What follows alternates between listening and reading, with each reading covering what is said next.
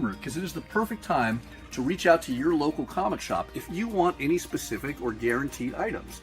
If you want the Jim Lee or Dan Mora covers of Justice League Unlimited, reach out to your local comic shop and let us know. If you want the new issue of Lilo and Stitch, this is the perfect time to tell us. Because as long as you can get us the orders before Monday at 6 p.m. Pacific Standard Time, that will give your local comic shop retailer enough time to finalize that order, adding in whatever it is you want, so they can guarantee when it releases, we have a copy set aside waiting for you. So, always reach out to your local comic shop before 6 p.m. on Mondays with the comics you want. The sooner, the better, to guarantee they're waiting for you. All right, everyone, and we're going to be talking about Comics that are on Final Order Cutoff this Monday, December 1st. It's crazy. We're already at the point where we're ordering books for the next year. It's true, man.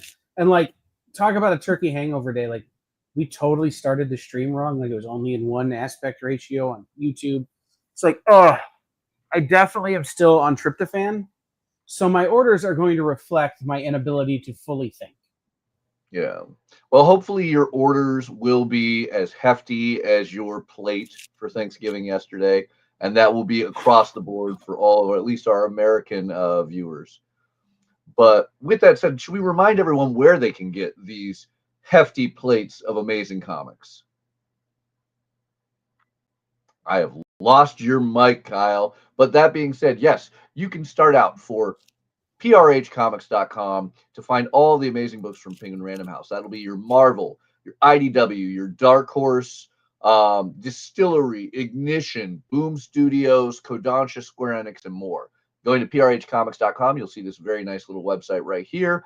And right off the bat, make it very easy to find the FOC for December 1st. Clicking that will get you over to this detailed section of all the books on FOC this Monday. I always recommend sorting A to Z because it makes your life a little bit easier to read it in alphabetical order.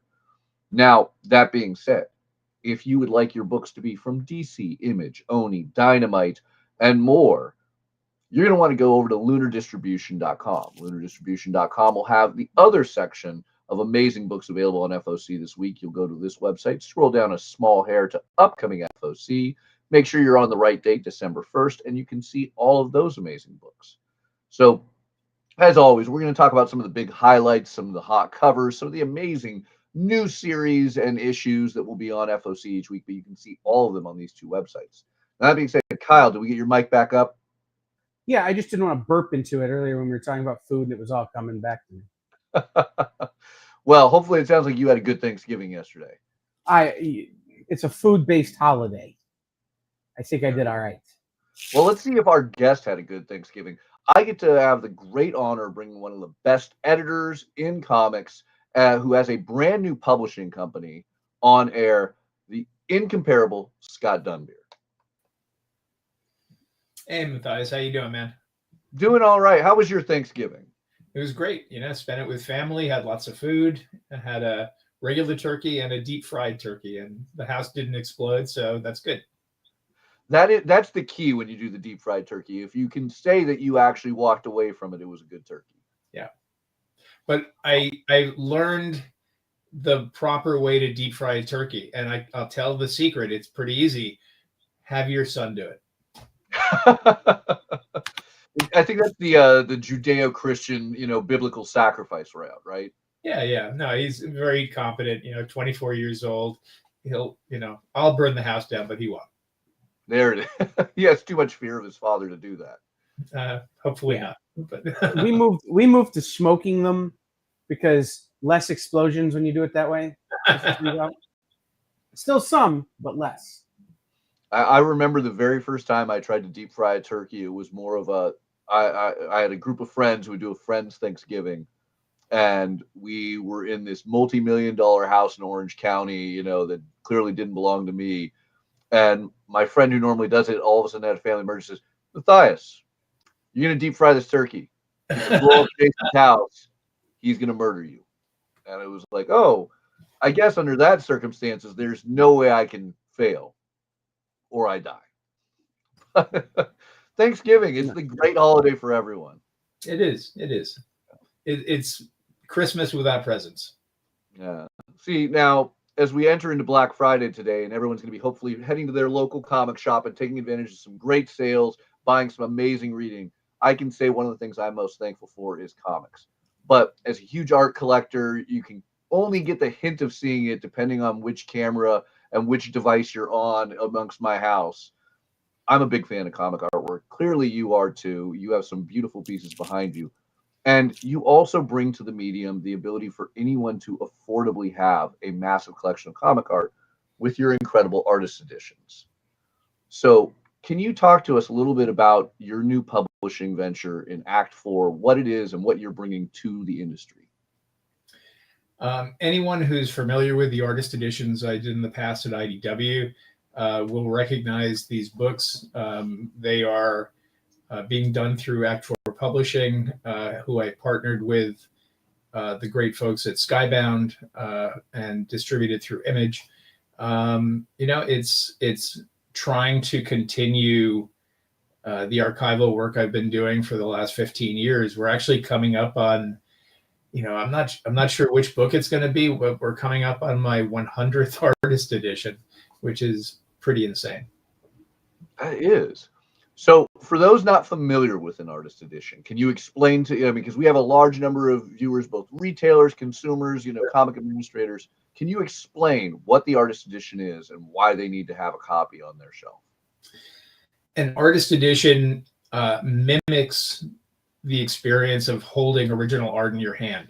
It is something that is printed at the same size as the original.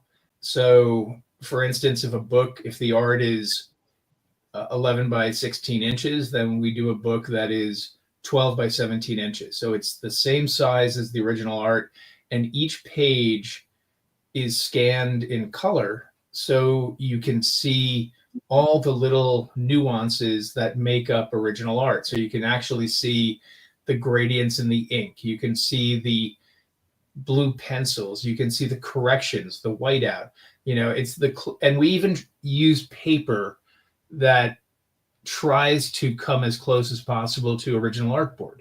So it's the whole experience of seeing original comic art at a much lower price tag. And people tell me that these books are a little bit expensive, and they might be, but for the upcoming Steve Ditko artist edition, the original art in that would be conservatively $15 million. I mean, and that is, I hate to say, a very conservative opinion of it. I mean, I've been in the room with Steve Ditko art. I've held Steve Ditko art, but I never in my life could fathom owning a piece of Steve Ditko original artwork. I mean, oddly enough, Scott, if you don't mind me being invasive, do you own a piece of Ditko art? Not anymore. I have in the past owned a number of them, but not anymore. Actually, I once won a Steve Ditko Spider-Man page in a poker game, but that was back in the 80s. Is that piece in this book? It is. There you go. That is incredible. So this is something I didn't think we would ever get to see, and I am excited to own, because once again, never having owned a piece of Steve Ditko art, this will be great to say. How did this come about? Because you've been doing artist editions for a while, and this is, I think, a holy grail piece. How did it come to you finally being able to publish a book of basically Steve Ditko originals? Yeah, this really is one of the holy grails of original art, of artist editions for me. I've been friends with Mark Ditko, who's Steve Ditko's nephew, for a number of years, and he's been very supportive about having this book happen. There were some issues between the Ditko estate and Marvel, but those were finally resolved, and we're now able to do this artist edition, and this will be my first Marvel artist edition with my new company. That is awesome. Now, the size of this art, I hate to say, I can't remember off the top of my head, but I don't believe Ditko didn't do 11 by 17s. These are maybe twice up, or they're twice up pages, and the artwork the book itself is 15 by 22 inches, so it's massive, and the pages range in size, different artboard. Marvel didn't have standard artboard like they do now, so Ditko would cut it down, so they would vary from page to page, but the overall experience is pretty impressive. It's, again, the book is 15 by 22 inches, and it's a really heavy hardcover.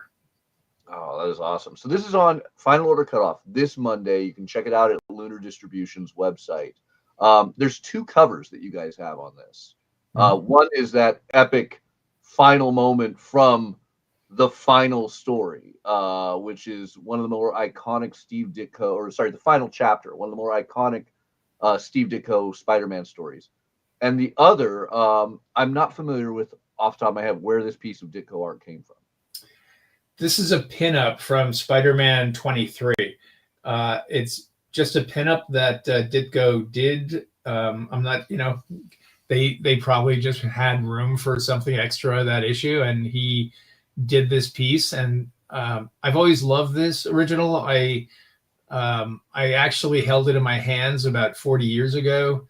And then again, more recently when I scanned it, but it's always been one of my favorites with Spider-Man and really the entire supporting cast of characters. You look at the immediate cast and then all the villains around him.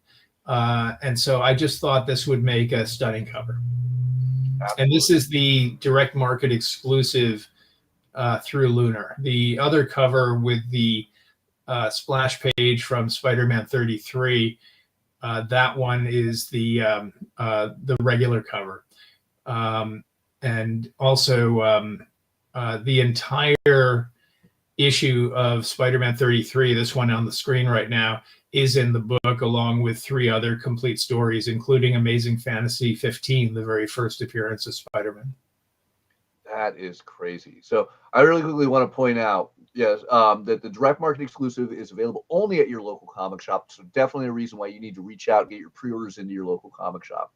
But this is crazy. I mean, that means in the past few years, you've got to handle some of the most iconic Spider-Man artwork in existence to get this scanned in as is. And I believe the full issues you have in here are Amazing Spider-Man 20, 26, and then the big one, 33, the final chapter. That's right. And also Amazing Fantasy 15, the very first story. Yeah, that is something else. So for anybody to even obtain those issues, you're talking about an astronomical, 6-figure value to just buy those issues, let alone the original artwork. And you get to read these stories as Stan Lee and Steve Ditko originally saw them in the Marvel offices over 60 years ago. Yeah, no, absolutely. It's an honor for me to do books like this. It's something that really goes back to my art dealing days and my love of comics. And when I became an editor, this is something that I always wanted to do. And I've been very fortunate, first at IDW and now on my own, to be able to do them. Yeah, this is something else. And I can only imagine, because it doesn't stop with those 3 issues and AF-15. You have even more Ditko artwork in these books. Yeah, the book itself is 192 pages. The total page count of stories is 176 pages. And that includes the 4 original stories, 2 covers, the cover to number 11 and the cover to number 28, the only covers that are known to exist, as well as a bunch of pinups and splash pages and just great pages all throughout. Every page is by Steve Ditko, with the exception of 2 pages from Spider-Man number 8. There was a backup story in that particular issue, and there are 2 pages with Spider-Man fighting the Human Torch, and those are actually penciled by Jack Kirby and inked by Steve Ditko. So the part I love about this is people can, say what they want about pricing on this. This is a massive tome of a hardcover that will be quite the lift. But you bring this in at under $200. And I mean, what would you roughly estimate it to walk home with any page of Steve Ditko original art? You're spending a 5-figure sum minimum, right? Of Spider-Man, yeah, absolutely. I mean, there really isn't a page that can be had for under $15,000-$20,000. If I had to break it down, I mean, Spider-Man 33 would probably command $5 million or more for the whole story because of the significance it has in comic history. Amazing Fantasy 15 is 11 pages, but who could even guess what that would go for? I mean, that would probably, sell for $10 million. The other issues would go for probably, $2.5 million each. So we're already at $20 million, not even counting the other 100+ pages in the book. And you can walk home with this. You can place your pre-orders right now at your local comic shop to walk home with basically what feels like a facsimile of all this original art at barely over $1 a page. Barely over $1 a page. That is insane. Well, I like the way you look at things. So, I mean, these things are amazing. I have a number of, you've literally made it to where I've had to buy my own bookcase just for the books you put out because they're so huge and so amazing. And as you can see, these things are big. I mean, this is way behind me. I'll drag one on in a second. But these are awesome pieces. And at the price point that is just unfathomable because I bought, minor pages from lesser known artists and spent hundreds of dollars. And the idea that for under $200, the fact that you have this under $200 is crazy to me.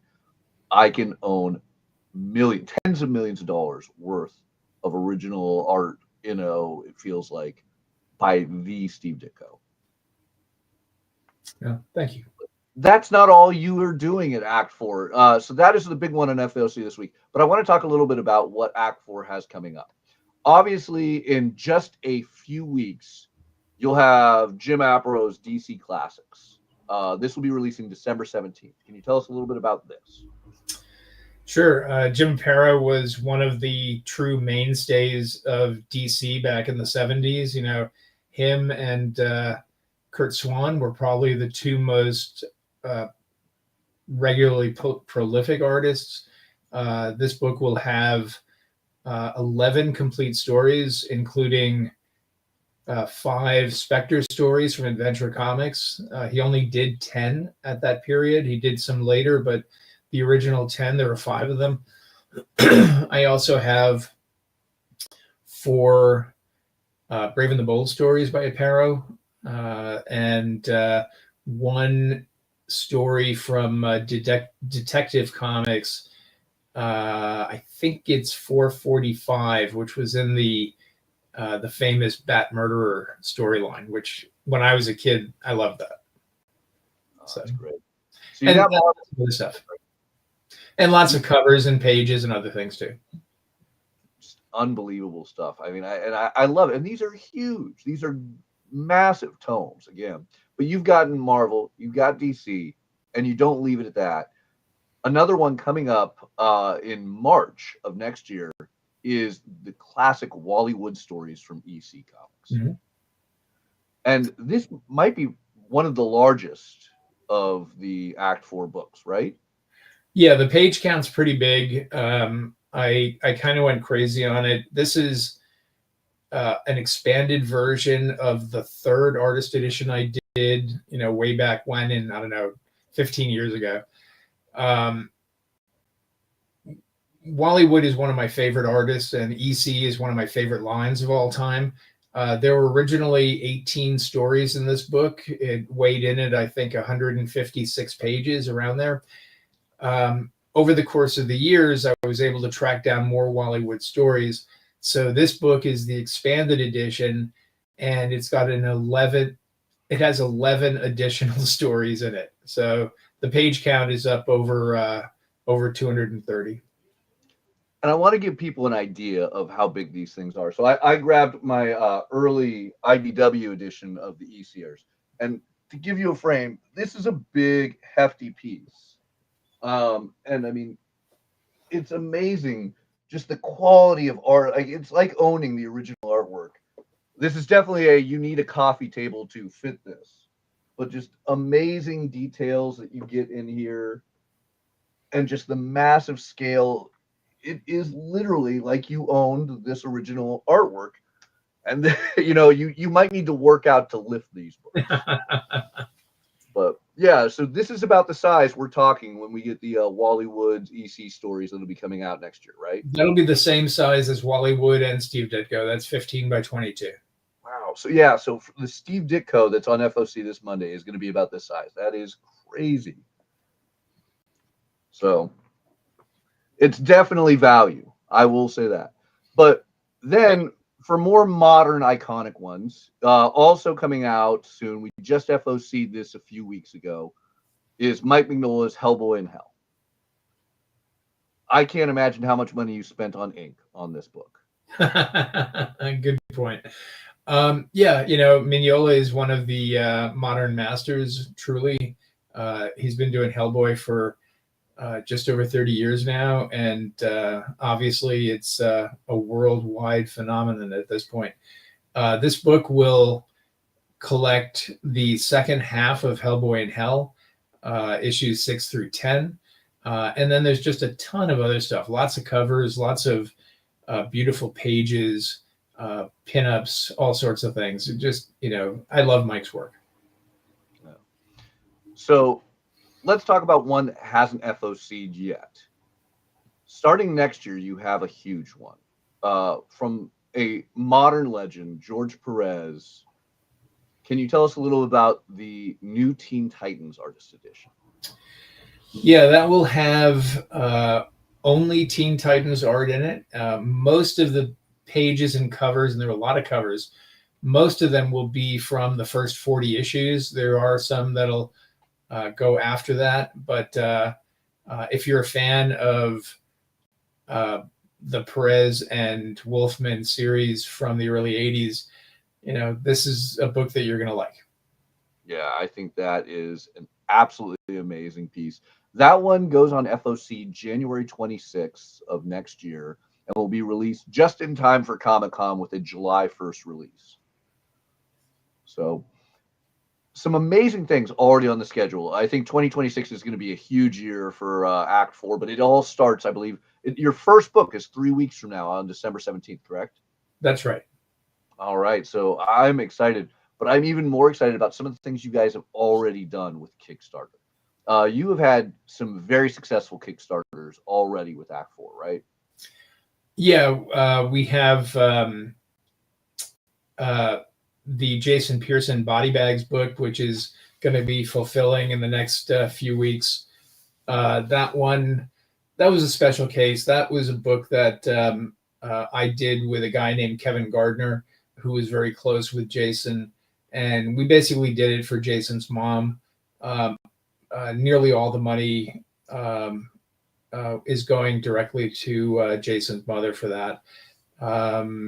And then we are going to be releasing it through the direct market sometime late next year as well. And then the Danger Girl one was very successful. It did over $500,000, and I'm very close to Danger Girl. I edited the original series with J. Scott Campbell, and it's actually more than one book. There's a second book from his Wildsider series that has all of his pencils, because Campbell did that work in pencil. It wasn't inked. And then, it was finessed because there were overlays. And that book is just, if you're a fan of J. Scott Campbell, the Wildsiders book is every bit as good as the Danger Girl book. That is awesome. Now, that one had a very successful Kickstarter, but comic shops and comic fans who missed out on the Kickstarter will still have access to it in the future, correct? Absolutely. There will be at some point an edition of the Danger Girl Artist Edition released. I'm not sure when yet, but it's definitely coming. Also, that book the Danger Girl book is 184 pages, and it has 2 foldouts in it and 2 trifolds in it. So it'll actually fold out twice, because the cover to Danger Girl #7 was, of course, a triptych. So it's 3 pieces. So it's going to be folding out double the size, or 50% larger than a regular foldout. There's also a trifold in the book of the Danger Girl G.I. Joe crossover. So because we were able to secure the rights from our friends at Hasbro to let us put in all 5 covers from that series, and one of them was a triptych. That is awesome, because you can say to no end, getting licensing approval on things like these special projects is not easy. These are sort of a special cases. I mean, I've been very lucky and been able to add on things, because they're sort of unique. It's not like we're asking them to let us reprint a comic book. It's just a page or 2 of original art. And for the most part, people are very helpful and considerate, and, want to see this happen. That is awesome to hear. So there's one last one I want to talk to you about while I have you here. Dave Stevens, legendary figure. You are doing Dave Stevens covers and stories. Can you tell us a little bit about this and when we might be able to find this in a comic shop? Yeah, that'll be sometime in 2027, and it'll be a reworking of the original version that we published ages ago that is very sought after on the secondary market. Dave Stevens is one of the best artists of the past half century. He when I was 19 years old, The Rocketeer came out, and I remember there was an ad for it on the back of Starslayer #1, a Mike Grell comic from Pacific Comics, and that's the first time I ever saw Dave Stevens' work, and it was stunning to me, and I've been a fan ever since. And so The Rocketeer was actually the very first artist edition we ever did, and it was it's the one that sort of launched the entire line. It was very successful. If it would have bombed, there probably wouldn't be very many artist editions right now, but it really resonated with both fans and also retailers. Retailers were really excited about it, especially my friend Cliff Biggers. He was a very big proponent of it from the start. That's awesome. Cliff, always a great retailer in the industry. Cliff is one of the best. So can you tell us, what is the difference between an artist edition and a connoisseur edition over at Act 4? Sure. So a connoisseur edition is basically a collection. Think of the Absolute line of comics. Of not of comics, but of collections. It's sort of like that. It'll be larger, mimicking the Martini edition that I did. No, because it's going to be a color book. So, for instance, The Spirit by Darwin Cook, the connoisseur edition, will be out next or in 2 months, and that is a collection of all of Darwin's spirit work. It includes the issues 1 through 6, and then 8 through 12, because he took a break in the middle, and that was by other artists, and also the Spirit Batman crossover is in it, and that's going to be the entire story as a comic. So it's not an artist edition, it's not shot from the originals, but it's beautifully designed by Sean Phillips, who also designed the Martini edition Last Call, which he won an Eisner for. Well deserved. And it'll give readers the entire Spirit book, the entire Spirit collection by Darwin, and it'll be in a slipcase, and I'm looking forward to putting it on my bookshelf next to the 2 Martini editions and New Frontier Absolute edition. Those to me are sort of the trinity of Darwin. Yes. All right. Those look amazing. I hate that we have to wait till 2027 for it, but I am super excited to add that to my bookshelf. I want to remind everyone that Ditko piece, an absolutely amazing value, incredibly large book that you all need. So please reach out to your local comic shop. It runs at $195, so barely over $1 a page, to have one-to-one facsimiles of Steve Ditko original art. So the Ditko Amazing Spider-Man Artist Edition on FOC this Monday. Reach out to your local comic shop. Scott, where can people find out more about what's coming from Act 4? If you go to www.act4publishing.com, and just remember it's act4, the number 4, publishing.com. All right. So ACT, the number 4, publishing.com. And then you guys are on social media as well. I know that you guys have a wonderful social media presence. Where can people find you on social media? We're on Facebook. You can either look up Act 4 Publishing, or you can look me up. I post a lot about stuff on my personal page. That's just Scott Dunbier. And then we're also on Instagram and Twitter. Awesome. All right. I hope everyone takes a moment, follows Act 4 Publishing, follows Scott. It is all amazing comic content, brilliant, convention, photos, artwork beyond belief. It is absolutely amazing. Thank you so much for joining us, Scott. Matthias, thank you very much for having me. It's always a pleasure. All right. Get your orders in this Monday. We have Steve Ditko's Amazing Spider-Man Artist Edition. All right. All right. Now, we have a lot of other books that are on FOC this week, so a huge thanks to Scott for joining us. Let's dive into Penguin Random House after this commercial break. Can we get that, Kyle? We can do that. All right, let's do a quick commercial break, and we'll be back with some amazing books on FOC at PRH. Live from New York. What? Oh, sorry. Live from Cleveland? It's Friday night? It's Friday Night Live! With Nancy McCann. And Ricky.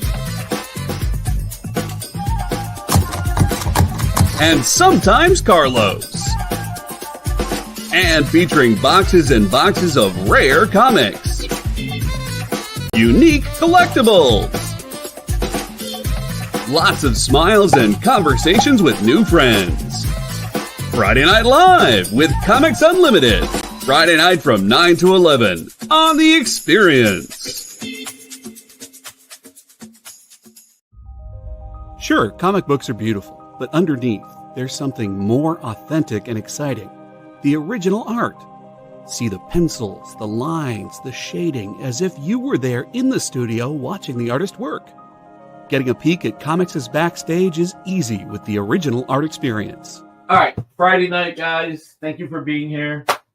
To be doing anything, the fact that you're here means the world to me. Nick's pieces are always value priced with your budget in mind, for the beginning collector to the veteran. And this is gorgeous. You got Aquaman and Mira. Join the original art experience with Nick and our friendly crew of regulars, even if it's just to enjoy the art.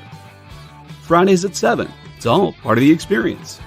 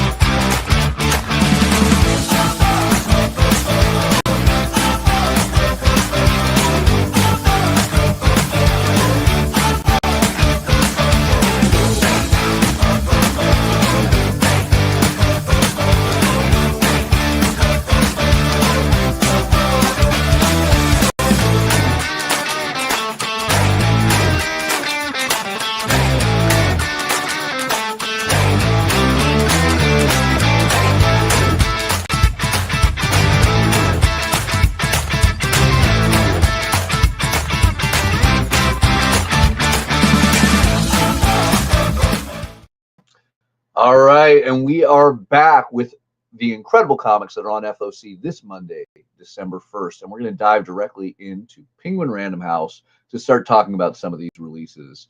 I'm excited that we're talking about books that are already set for release in January of 2026, right, Kyle? Yep. All right.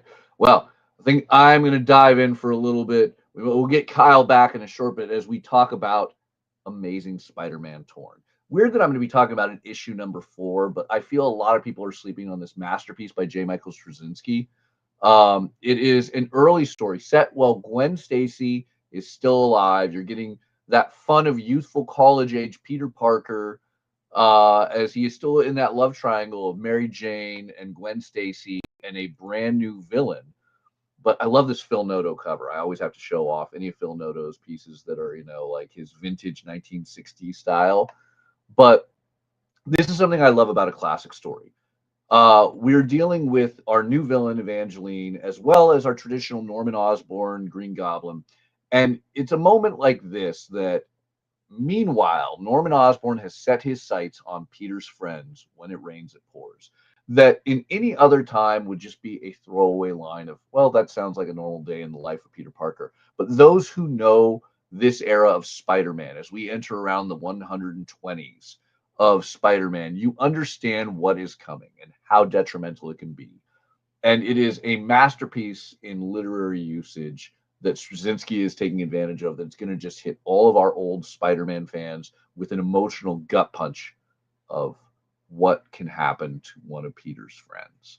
I am absolutely adoring the Amazing Spider-Man Torn. If you have not been picking it up, reach out to your local comic shop, track down those first 3 issues, get your issue order in for number 4, because I know that this miniseries is going to strike at the heartstrings. Want to point out Arcadia, a beautiful piece from Ignition. Issue number 1 came out earlier this week. I'm hoping you all grabbed it. If you haven't, reach out to your local comic shop. It is a crazy bit of sci-fi fun from the Miranda brothers. Some great covers of issue number 2 on FOC this week. But as we continue through looking at all these amazing titles that are coming out, one that is definitely catching my attention in a surprising way is the newest take from Dark Horse's Cyberpunk series. The popular video game getting constant comic tales is really catching my attention with this new Chrome series. Done as a comedy, that's the part that catches me completely off guard. We are going to get a dark comedy horror in the way of Cyberpunk 2077 Chrome. Doug Wagner, always brilliant when it comes to doing these, crazy out there stories and doing a little bit of dark comedic sense. I'm not a huge fan of the video game, Cyberpunk 2077. I have a great appreciation for it. But, Blade Runner-esque tales, I've got my fill of classics. But doing a dark comedy in the tone draws my attention. Getting Doug Wagner to, do the story has my attention. So I'm going to dip my toe in on this. I'm definitely going to place an order with my local comic shop. It might be something that you guys might want to try, whether you're a hardcore Cyberpunk 2077 fan or a fan of Doug's other classic books. This could be a completely out there and fun taste of something completely different. So I am intrigued.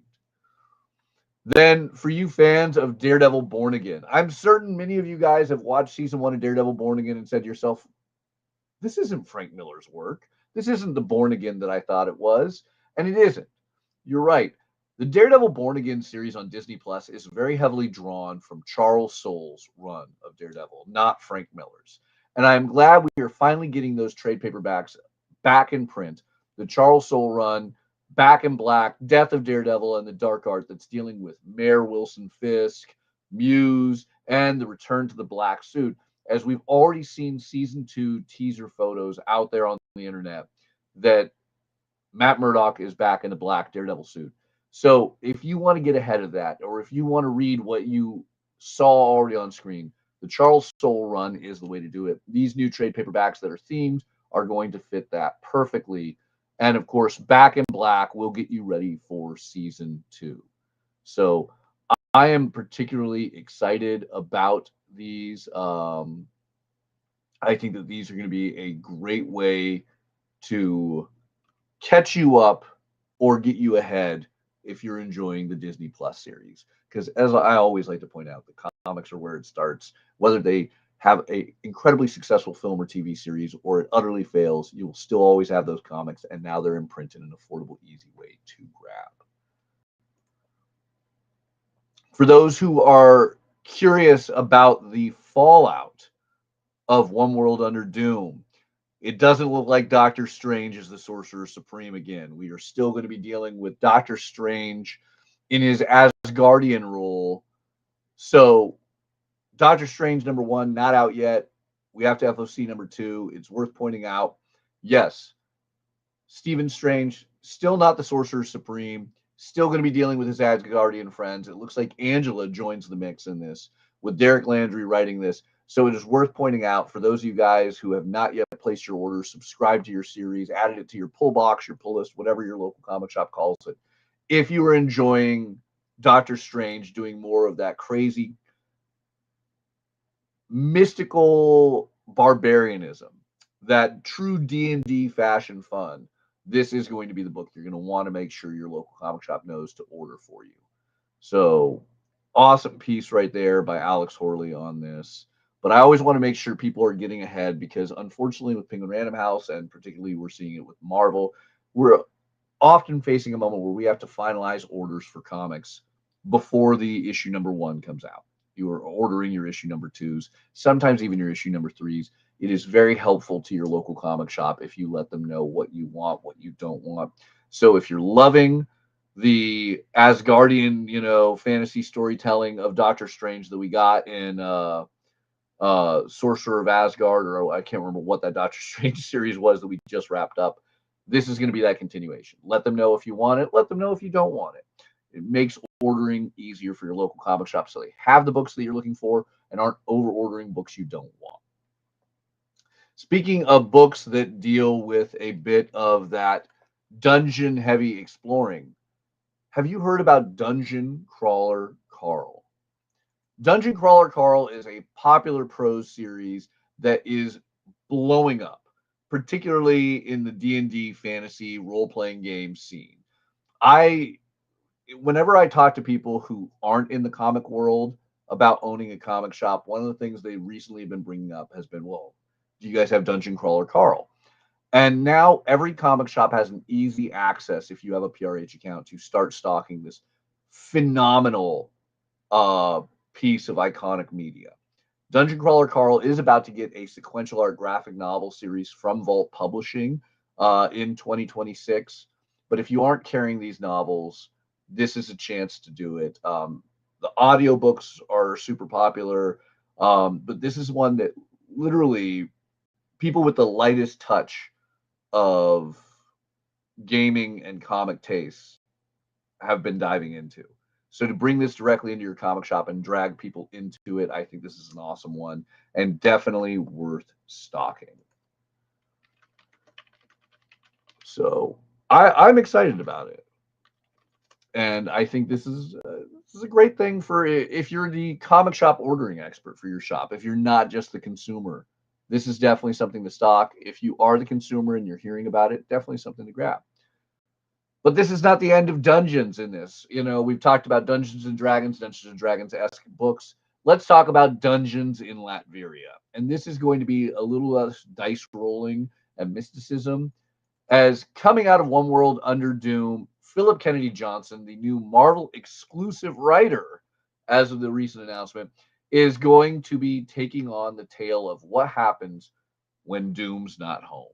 The powers that be are invading Latveria, trying to find all this magic and science that Doom has kept away. And unfortunately, when the Latvian Castle of Doom collapses under this invasion of people trying to just steal all that technology, science, and magic, all of a sudden end up in the dark labyrinths of Doom beneath, the dungeons of Doom, the very titular concept right there. It becomes a survival story. And with Red Hulk in there, with Benjamin Percy and Philip Kennedy Johnson, two masterminds of darker parts of the Marvel Universe, giving us this tale, I am certain it will be interesting. There are a number of great covers available for this. For those who just are not over One World Under Doom, this will be your aftermath continuation. And I mean, everything about this, from the creative team behind it to the concept of it, it screams Doom. And Doom, my dear friends, is. But that's not all we have. If you want a lighter tone, if you watch the Macy's Thanksgiving Day parade yesterday, you likely saw three of the biggest K-pop singers out there, the gals behind Netflix most viewed TV or film ever, K-pop Demon Hunters. We are getting more. We are finally getting something new in your comic shop for the K-pop Demon Hunter fans, and that is K-pop Demon Hunters for the fans. You know these girls love their fans, and a little golden book means that all ages can enjoy it. Whether you're a young reader or learning to read, or you're a fan who just has that classic nostalgic feel of that golden spine. Little golden books are always amazing for everyone, and I am excited to put this on the shelves of my shop, to put this on the shelf of my personal collection, to read it with my son who loves K-pop Demon Hunters, to annoy my wife to no end, as she is not the fan of K-pop Demon Hunters. K-pop Demon Hunters for the fans is going to be your first new content, prose and artwork for everyone who loves Rumi and Miru and the rest of K-pop Demon Hunters. Hopefully we'll even get a derpy tiger in there. I'm excited about this. I think this will be a great one to stock. I only wish it was arriving before Christmas. The on sale date on this is December 30th, so right before the New Year's. But for those of you guys who have those big Wednesday releases, New Year's Eve, this will be a great seller for all ages and a great way to put all of that holiday money, whether it's Hanukkah or Christmas money or Kwanzaa money, to use. This will be it. Now, I am particularly excited to talk about this next series. Marvel is bringing a new number one. And Iron Man has had more number ones, I feel, than any Marvel hero. And there's a lot of room for failure with Iron Man. We've had some great creators on here that just haven't pushed the needle on Iron Man. And I mean, even with covers, Iron Man can get a little bland. You know, how many times can we see that gold and red suit in various poses? But I think Marvel has figured it out. Marvel has dragged over a writer I have been waiting to see on a big Marvel book. He has done some of the best books at Skybound, Image, and DC. He has brought us Superman to new heights. He has brought G.I. Joe into more households than I think it's been in since the 1980s. And now, Joshua Williamson puts on the iron armor with a new Iron Man number one. Carmen Carnero and Joshua Williamson are the team that I think will bring this book to the heights it deserves to be. The best Iron Man has been since Robert Downey Jr. put on the helmet in the early 2000s. I am excited. And I wish Marvel could figure out how to do covers. Because I'm sure if Kyle were back, he would be exclaiming it. The fact that we're on FOC and there are so many covers not yet revealed or not yet finalized art. Look, I love Elizabeth Tork. I think she can do amazing artwork. The fact that we do not have the colors or finalization of this, that we don't have the Ivan Talavera cover yet, it's saying something. But even on the covers we have, they're just so generic. Don't judge this book by its cover. I think that Joshua Williamson is going to make this the best Iron Man book we have had possibly ever. I can't think of the last time. It's been decades since Iron Man has stood as a notable form for me. I mean, Brian Michael Bendis did a great job bringing Mary Jane and Riri Williams in, but it wasn't the Tony Stark book. Matt Fraction had some emotionally intense tales. Gary Dugan has done some brilliant work with it, but we need the Iron Man book to define the ages, and I trust Joshua Williamson to do that. So I am very excited on that. A lot of incredible books on FOC this week. Ones that I really quickly have to touch on. Logan is back with Black, White, and Blood. We're going to get Saladin Ahmed, Larry Hama. Yes, Larry Hama on Logan. And Tom Waltz. Tom Waltz, who has been one of the key editors at IDW, the writer of Teenage Mutant Ninja Turtles for over 100 issues, is now going to be giving us a Logan short story in the Black, White, and Blood. I always love these because you get a lot of creators who couldn't devote themselves to a mini series or an ongoing series are able to be dragged in for a handful of pages in these awesome anthologies that are just very powerful. We get Adam Kubert back, so this is going to be fun. I mean, what are your thoughts on the Black, White, and Blood series, Al? Ooh, there's. I like the fact that the blood is red. I have this weird thing, right, with these black, white, and something, and I wish that more often it was really treading new ground, right? So often these are like, we're going back to a story from 10 years ago and we're telling it in a different way, like, or we're filling in a gap that was missing before.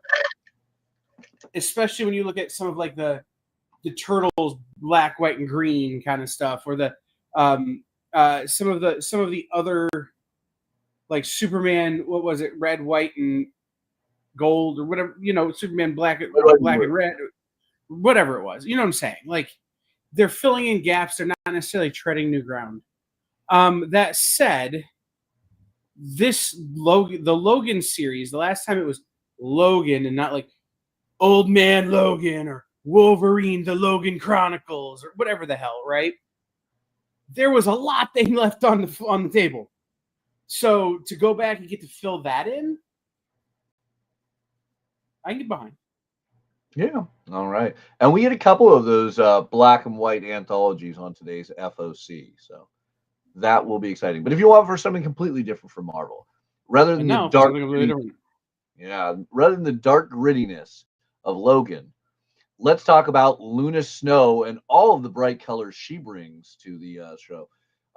One of our Agents of Atlas, an incredible Asian character that has been just blowing up, whether it's in Marvel Snap to Marvel Rivals. She's had her biggest role, I feel, in the video game realm of the Marvel Universe. And I'm loving the idea that we're going to get more of her in the comic realm. Greg Pak knows how to write this character, and I am excited to see her return. I love this cover Gudahiro has with Jeff the Landshark, two of the iconic figures that have really blown up outside of the sequential art pages and more in the video game world of Marvel.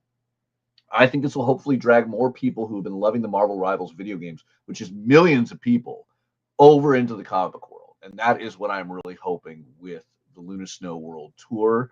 And I just love that we have a new musician. I mean, the 1970s, 80s, it was Dazzler. And look, Dazzler's even on a cover with Luna Snow.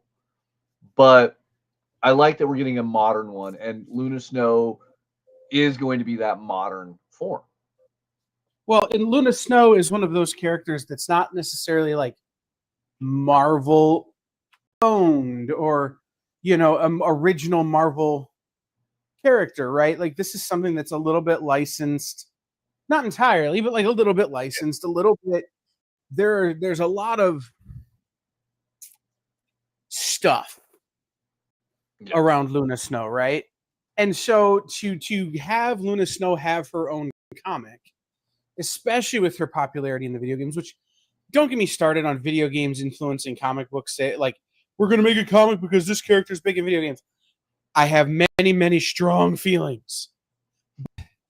More than that, like, this is the character to do it with. Because it's not like we're going to make a new White Tiger comic book because White Tiger's popular in a bunch of video games.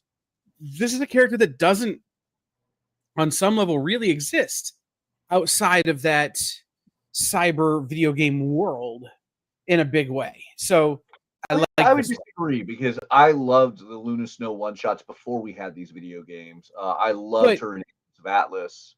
Right, but how many people really that who are coming into your shop every week read Agents of Atlas?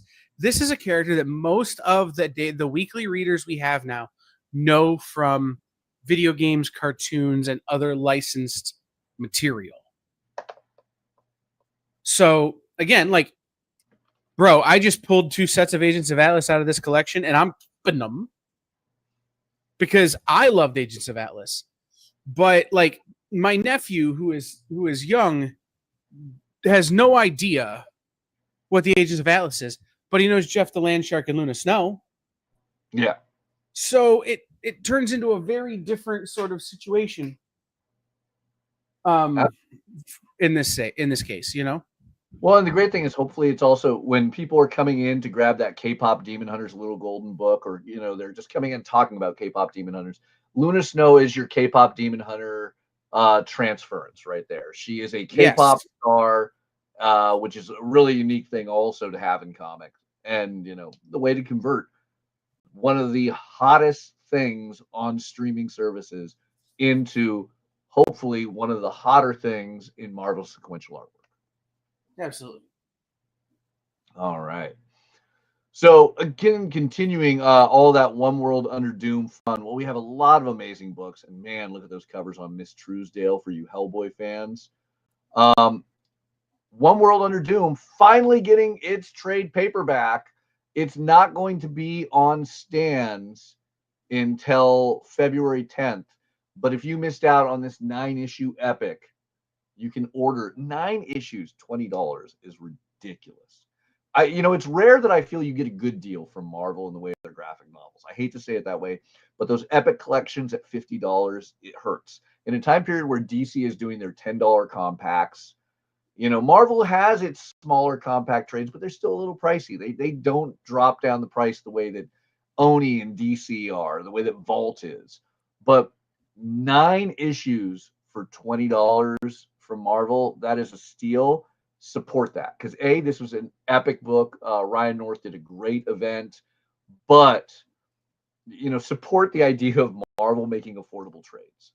$20, 9 issues. I think it's not just the 9 issues, but 9 issues, $20 is a steal for Marvel. Right. I mean, you're just over $2 a book, which is $2.50 less than the regular book. Yeah. So you're getting it at a more affordable price. You're getting it in this big, beautiful edition.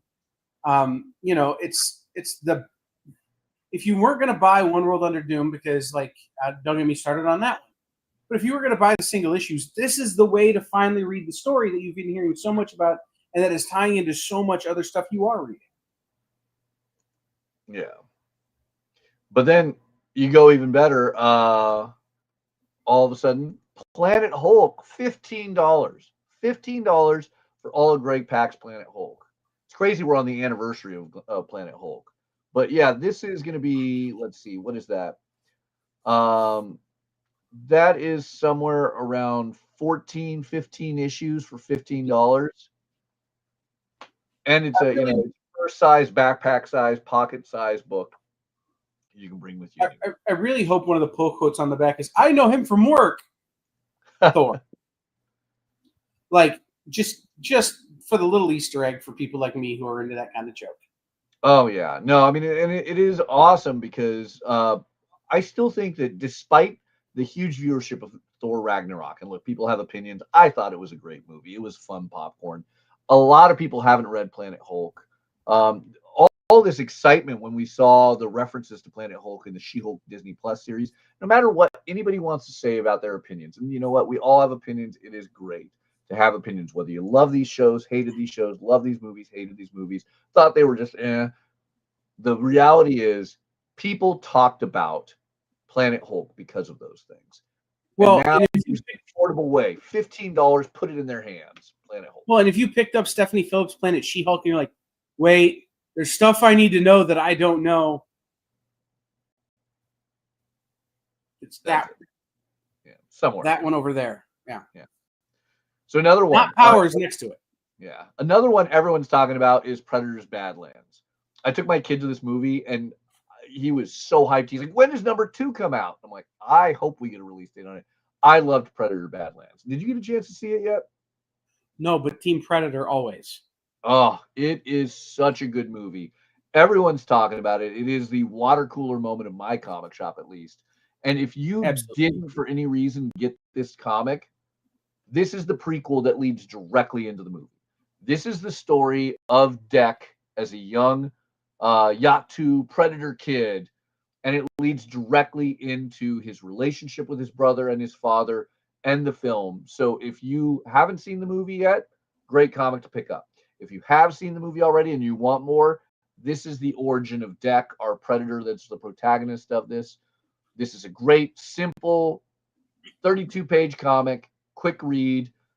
The only thing I hate about this is that this will not be in people's hands until January 14th, which the movie will probably be out of theatrical release by then. I wish Marvel was quicker on this second printing, but it's a second printing. But that'll be about the time it hits streaming. So like it's a perfect combination for the two. Like you figure it's probably going to leave theaters in the next 2 weeks and hit streaming mid-January. Okay. So that'll be perfect for generally with how fast 20th Century Fox puts stuff on streaming. Just, throwing that out there. I mean, obviously there's a lot of upheaval in that industry right now, and we're not going to get into all that. But like, if calendars go the way calendars normally go. Yeah, I like that, Eddie. That is a good rating system right there for Predator Badlands. Easily 10,000 out of 10. 10,000. Yeah. Look, the 1980s 11 out of 10. Like you can Spinal Tap that all you want. I like that 10,000 out of 10. I got to wear a Predator suit once. Did you? It was awesome. You're big enough that I would be a little bit worried about your size Predator. That's a bit too tall for my Predator. It was awesome. Yeah.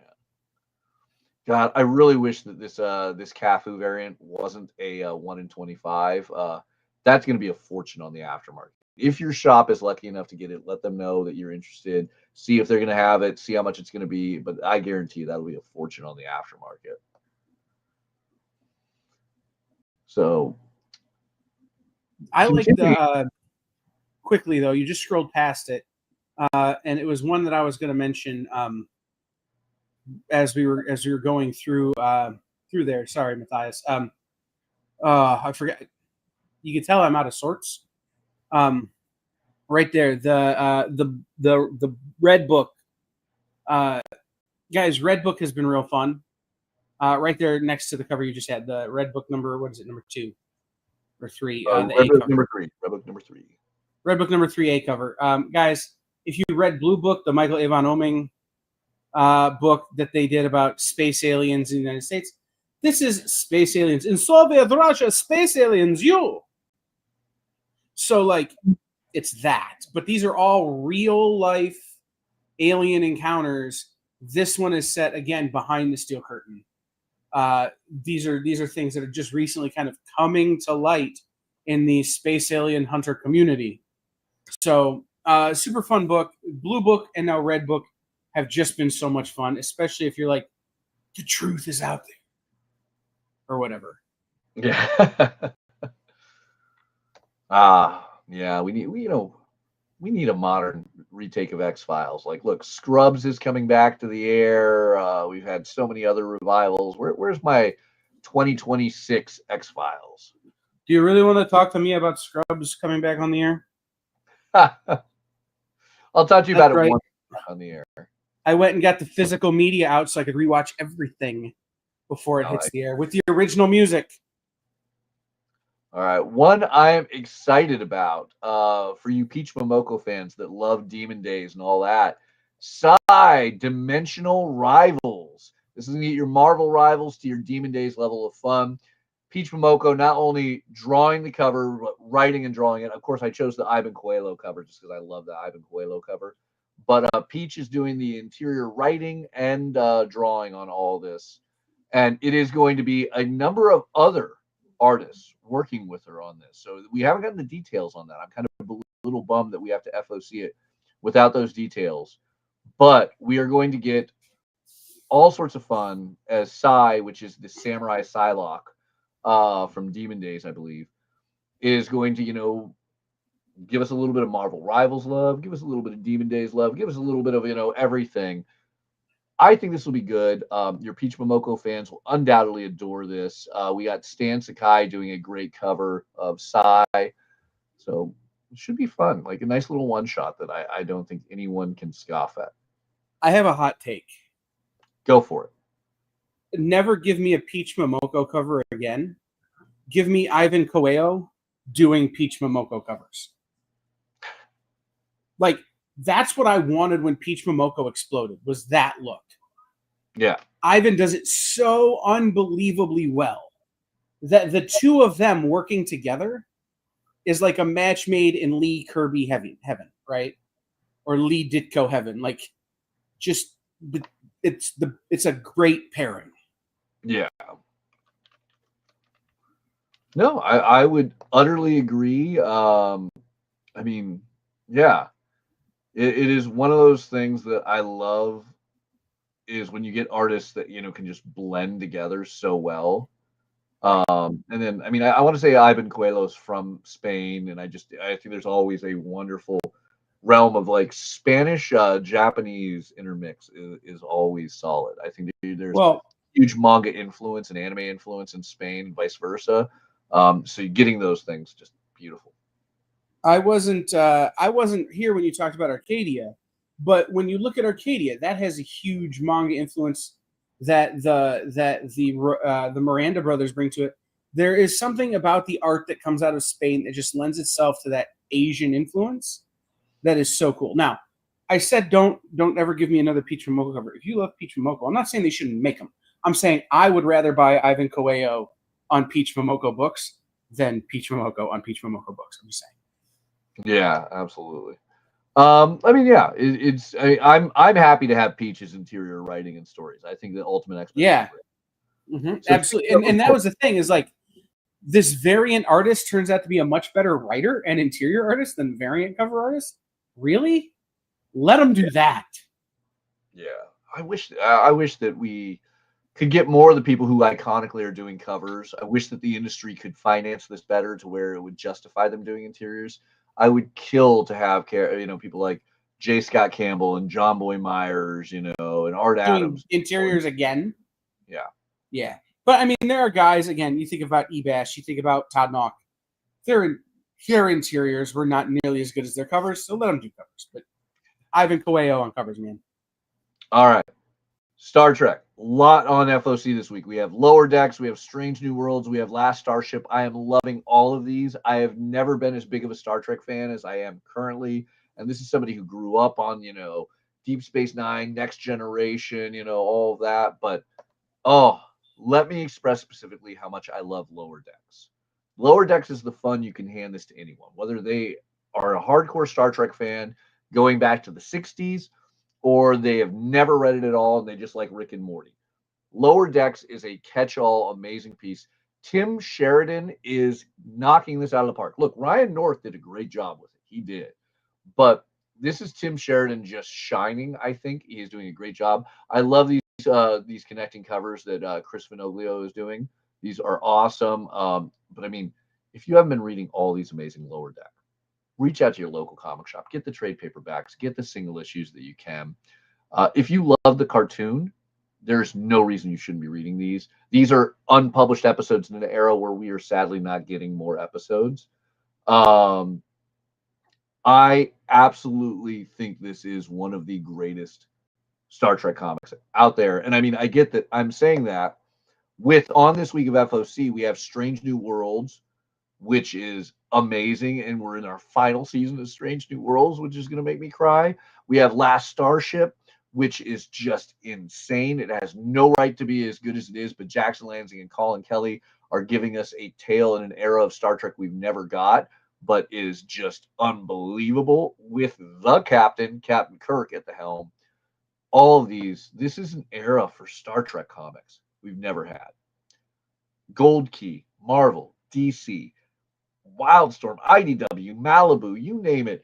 No one has ever done Star Trek at the quality that we're getting under the helm of like Heather Antos right now. This is a Star Trek lover's dream era for comics. You need to be reading these. But I will agree with Eddie in that comment right there. We got to drag that on screen. I do agree. I would love for some Enterprise. It was an underrated TV series that I don't even think I appreciated enough at the time, to the point where I appreciate it looking back on it. I would love more Enterprise in the way of comic form. Star Wars also doing great. Legacy of Vader continuing on under the great Star Wars, Charles Soule. Starship Godzilla giving us even more fun, like all of our sci-fi fun right now in the S realm. Starship Godzilla just gets better and better as it goes on. Chris Gucci and Ono kicking butt on that. Meanwhile, the Turtles, they're just trying to grab on with everything they can. We have the incredible Tales of the Teenage Ninja Turtles. If you're liking that new modern cartoon movie style, there's the comic. The main TMNT ongoing with Jean Luen Yang. I cannot wait for issue number 13 to drop so I can see how Jean's going to take the Turtles. And then, of course, we have Battle Nexus, which is every version of the Teenage Mutant Ninja Turtles fighting each other. We have to finalize the orders of the final issue of this before we even get issue number 1. Oh, FOC. This is why it's important you watch, important you reach out to your local comic shop and let them know, because this is just horrible. That as a comic shop owner, this is what they're making us do. We have to finalize our order for the final issue of a book before the first issue comes out. And I am excited about this book. I think Sophie Campbell is going to do a great job. I want to see all these versions of the Turtles fighting each other. I know that Kyle is a huge, huge Turtles fan. And it just sucks that we have to finalize orders for the final issue of a series before the first issue comes out. Yeah, FOC is supposed to like help you. And in this case, it's hindering because someone somewhere decided that this needed to be weekly. Yeah. Listen, there is no Turtles fan out there who's going to be pissed that they have to wait a month between issues or they have to wait 3 weeks between issues. None of them. So if there's someone from IDW listening and I have your emails, maybe get your heads out of your butts and give us this again. Or immediately put it in trade paperback and keep it in print for 6 months so we can all order it. Okay? I will say I will order enough to justify that printing. Just call me. I always have to play the devil's advocate, I feel, to Kyle, just to give other people some perspective on this. Because I don't disagree with anything that Kyle's saying. But I do understand with Penguin Random House, a lot of things that people, including retailers, don't always understand is that being a long-running, massive, one of the largest publishers and distributors in the world for books, Penguin Random House just has an old, archaic way of doing things. They require the books be at their warehouse 2 weeks earlier than or 2 weeks before release date, which is more than Lunar, Diamond, Universal, any of the other distributors require. And as such, it requires the books be printed earlier, which requires a final order cutoff to be earlier. And it sucks. But my argument would be that we don't need to exist in the 4-week realm of releases that we used to. There are so many incredible books coming out, as you see every week we do this show, that I would argue it is okay to break the monthly cycle to make this work better. Because I Give think me that a perfect book once a quarter. Yeah. And I'm fine. Yeah. Look at how long Joe Benitez has been able to do Lady Mechanica once a quarter. Right? Like, and now once every 6 months on Kickstarter. Like, if it's perfect, we don't care. Yeah. IDW and some of these publishers who have just been doing things the same way, some of these distributors who have just been doing things the same way for so many years, could learn from some of these people who have had tremendous success, just shifting just a little bit of that perspective, and it would make it easier for retailers to order and carry books. I know a lot of shops who aren't even going to stock Battle Nexus until it goes to trade, just because they can't order it accurately. So why would they risk ordering it at all and pissing off their customers? And it's a hard thing. I mean, I've worked on the publishing end as well. You have to make choices, and sometimes I've been in absolute disagreement with the choices publishers have made to make this work. But it really is the difficult of the modern era with printing, with distribution, with publishing, with how we do orders, and also the expectations of the modern era to be able to do things with the maximum efficiency and effort and timing. It would be nice to have a week of sales data, to have a week of time for the consumer to read the book and tell us, They like this. They want this. They need this specific cover that is fully displayed and shown before we have to finalize the orders for it. But the other caveat I would give, the other thing I would do, is if a book like this was fully returnable. yes, Okay, fine, we'll take a shot on it, so long as if it doesn't work in my shop, I can send it back to you. yes, that would be ideals. But we can talk about those. That's a whole other show. We can just talk about that. Let's talk really quickly about some other things Dark Horse has in the T realm. Tomb Raider is back with a new film on the way. People are getting excited about this. Tomb Raider Sacred Artifacts by Casey Gilly and Antonio Di Carpio. I am always a fan, going back to the Top Cow days of Lara Croft in comics. Dark Horse has done some wonderful ones with Gail Simone, Jackson Lansing, Colin Kelly, Karina Becco, and more. I am looking forward to giving Casey Gilly a shot as Lara Croft returns with a mixture of the modern video game look and the classic. I'm curious how this one's going to land. Just last night, I was watching Warehouse 13, and there's an episode where one of the characters, they go on an expedition to Egypt, and this is what modern day archaeologists wear, and she's dressed like Lara Croft. And the line in the show was, no, that's what video game programmers and comic book artists think a modern day archaeologist is like. And it's clearly just Lara Croft. I got to go back and watch that episode. That sounds great. All right. Another one from Dark Horse that seems really exciting to me, Touched by a Demon. So this is Kristen Gudsnuck. She did an amazing web series that Dark Horse picked up in comic form called Hench Girl.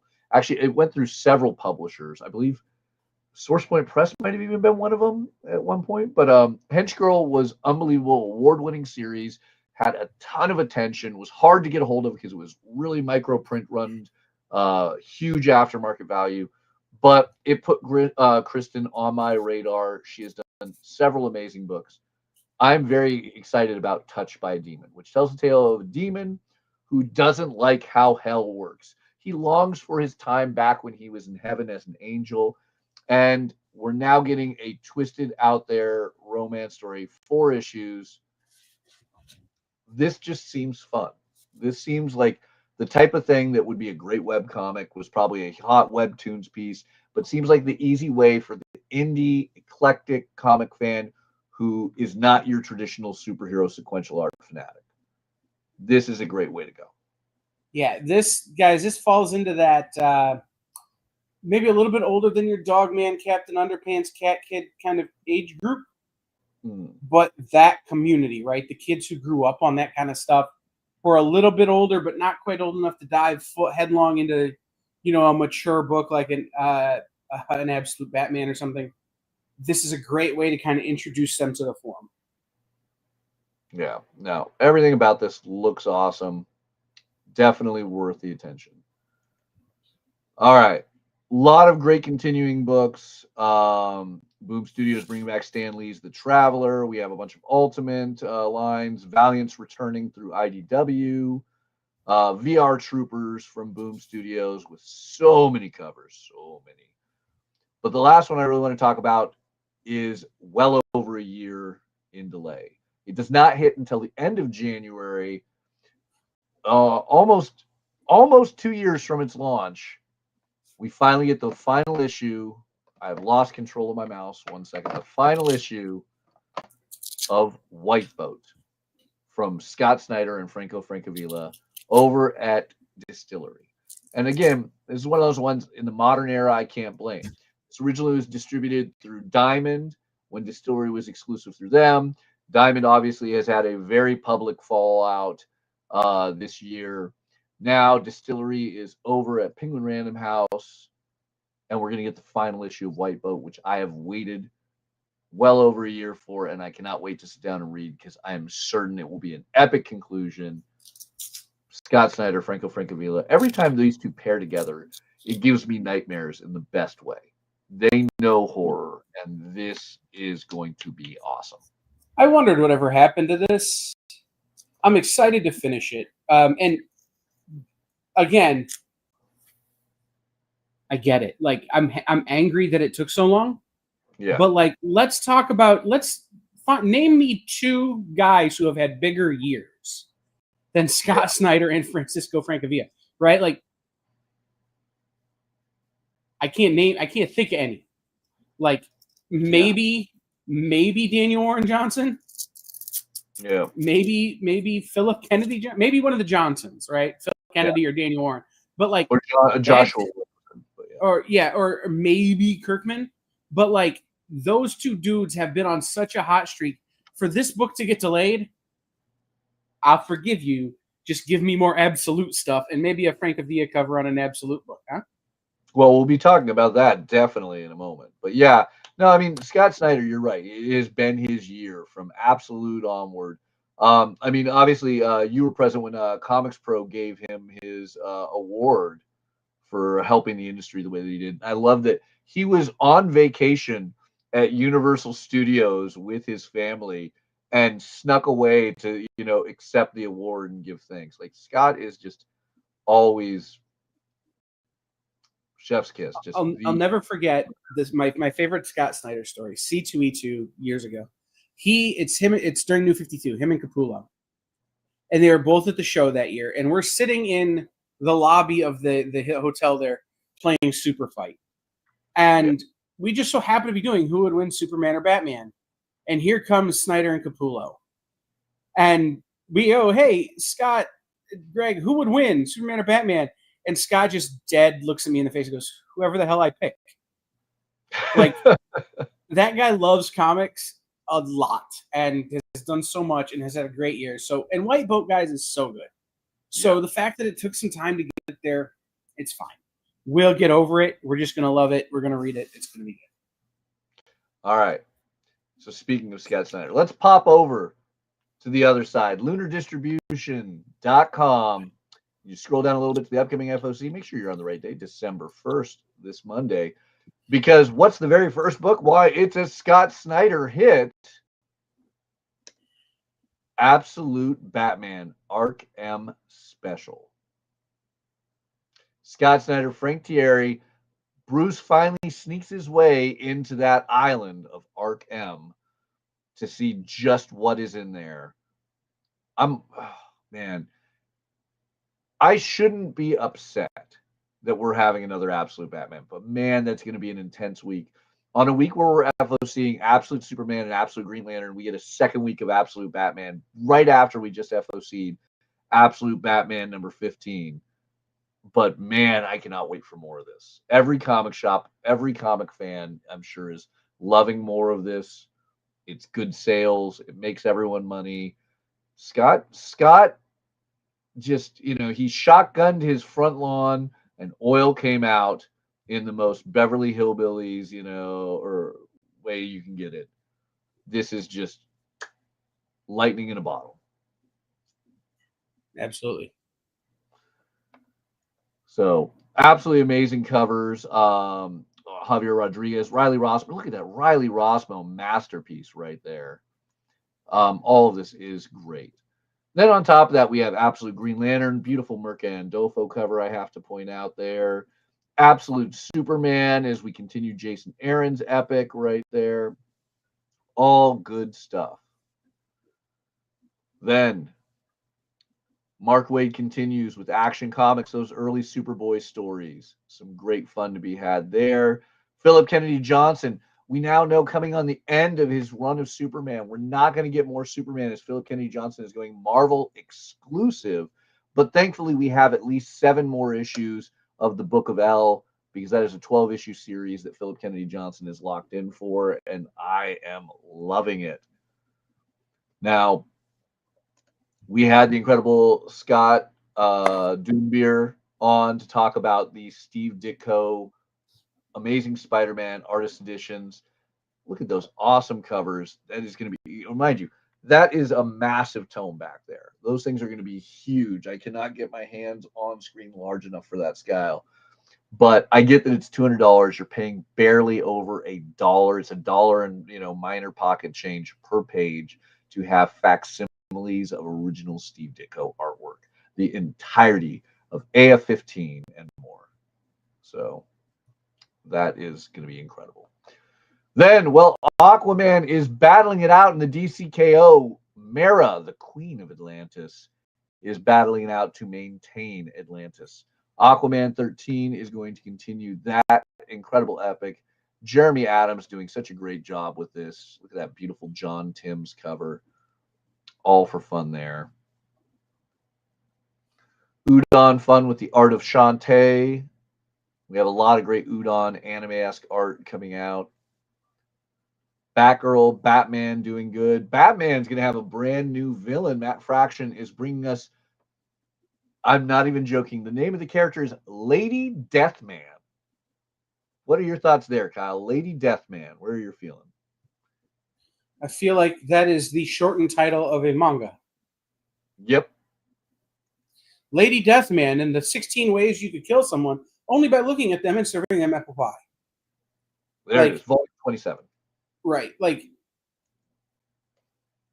Matt Fraction, in my opinion, has been doing a very good job with this Batman story. If it wasn't for the art, I probably would have bounced and just got it in a trade at this point. You know, just because how many more Batmans can I buy a month? But the art on every issue is so good, and there are so many great covers, and they keep introducing things, and they keep like just pounding me, and it's great. I'm not angry at it.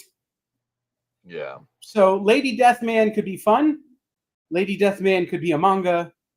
Lady Deathman could be the name of my, Paramore heavy metal ska cover band. I just can't wait to see what it is. Yeah, and I mean, the design is really interesting. Jorge Jimenez does this beautiful design right there of the Oho, or I'm assuming Our Lady Deathman. I love the Japanese kanji for she or death tattooed on her face. The proper like dual sorted look. This is an amazing one. But a lot of great covers. I mean, the sweater weather, perhaps the best sweater weather cover yet. I think we actually won't get argument from Kyle on this because it's a sweater-based cover. That is appropriate sweater weather. Yeah. All right, let's quickly go through this. A lot of great covers, a lot of great Batman books. The David Aja variant. Yes. Like a minute ago, I had to go quiet because I was texting my LCS going, "Hi, I need to adjust my order so I get the David Aja variant. I need that variant." Yeah. Because, 25, love it. A Raven with Poe or a Raven with Batman, and I'm a Poe guy. I'm gonna need it. Yeah. So had to adjust my orders. I'm now getting 7 copies of this book. Another sad one. I just hate that I love Philip Kennedy Johnson's DC stuff so much and that we're not going to have it much longer. But, if you want to enjoy it while you can, Batman and Robin 29 by Philip Kennedy Johnson. Obviously, Gabriel Hardman continuing his epic Batman Green Arrow, The Question, Arcadia. I hope you guys went to the store and grabbed the #1 that came out this week. Otherwise, like I said, it's Black Friday, Small Business Saturday, Something Sunday, Cyber Monday. It is the crazy weekend. Go support your local comic shop. Go pick up some books. That's one you can pick up. The #1 just hit stands this week. Yeah. A lot of great continuing series, new availability, facsimile editions, the penultimate issue of Court, which, oh my God, Tom Taylor, you're killing me. This is such a great book for all ages. I love it to death. All sorts of fun to be had on FOC this week. Make sure you look through all of this. So many great collections that Lunar Distribution has for offer. I mean, Jack Kirby's The Demon Etrigan right there. I was going to mention real quick, Matthias, you went past it. I just got caught up on Cheetah and Cheshire robbed the Justice League. Yes. Issue 6 is on FOC. My suggestion, if you haven't read it, order issue 6. Have your retailer order anything they can. Binge read it. It's such a fun binge. Yeah, absolutely amazing. I hate that we're coming up to the final issue, but anytime you get Greg Rucka and Nicola Scott together, whether it's The Question, whether it's something at Image, that is a must-read piece. Yep. DCKO, like, look at these amazing covers. I hate, this is one of those emphases of why it also really helps. Get your orders into your local comic shop. I have a good number of subscribers at my personal shop for DCKO, but nowhere near where it needs to be. And it was proven when number 2 hit, and I thought I ordered a large amount of copies for the wall, and they got ate up very, very quickly from people who weren't subscribed, that weren't watching this show and placing orders with me.